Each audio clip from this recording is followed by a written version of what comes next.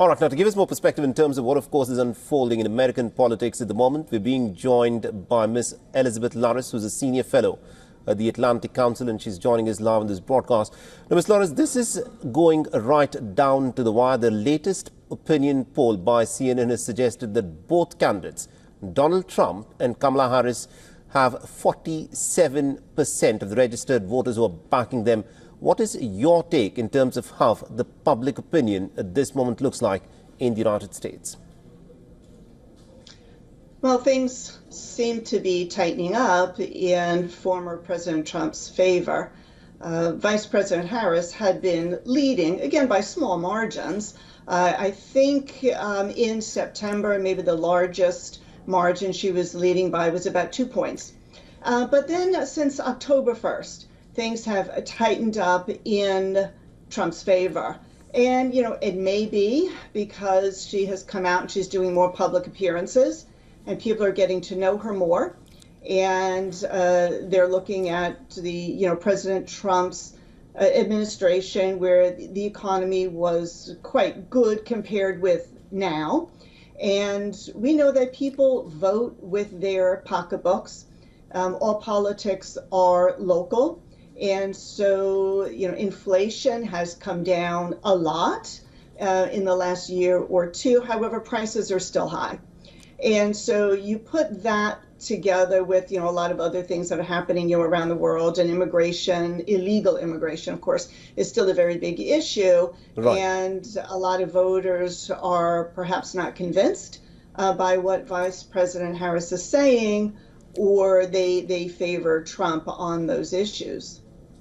Immigration and economy, of course, are the two weak points in terms of how Kamala Harris's campaign looks like.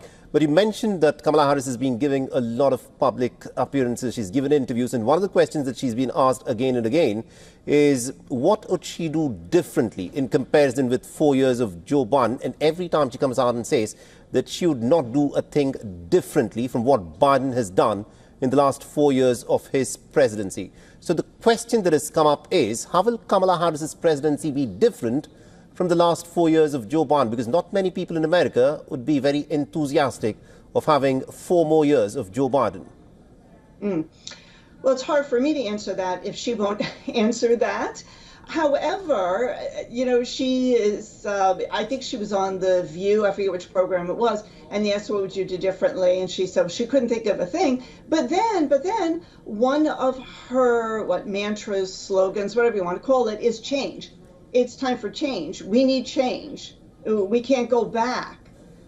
But change from what? Because she and President Biden have been running the government for 4 years. So I think it's those kinds of things that are really confusing people. I think that at the DNC, Democratic National Convention, when she was, introduced, and in September, people, the voters were giving her the benefit of the doubt.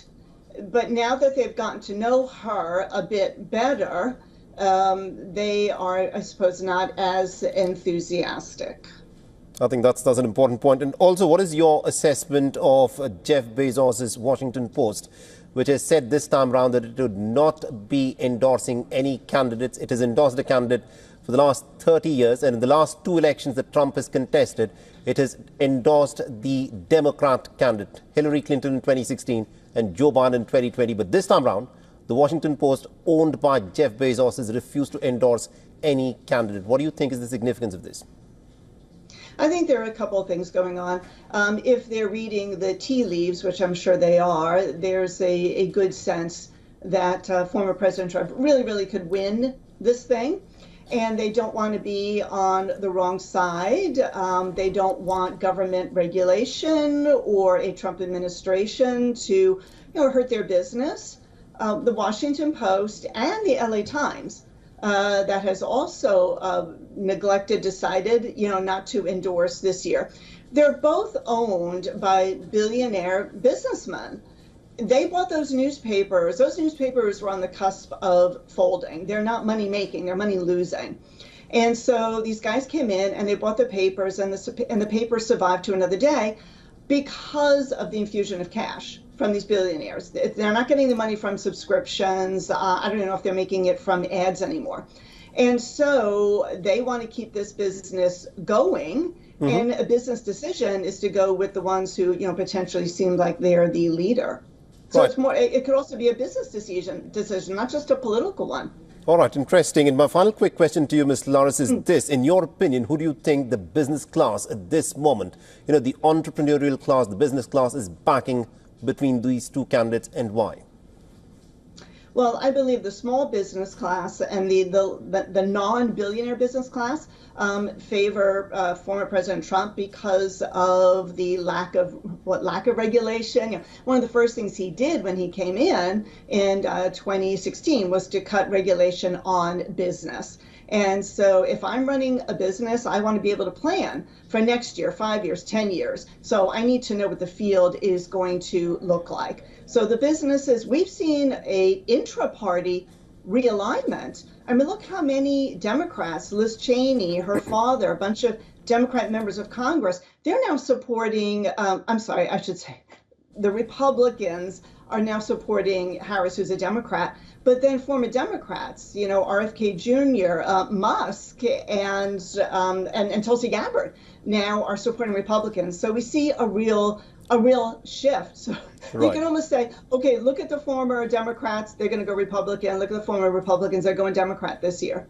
All right, will be very interesting to watch out there. Thank you very much indeed, Ms. Elizabeth Lawrence, for joining us and getting us that perspective. Welcome. For all the latest news, download the WION app and subscribe to our YouTube channel.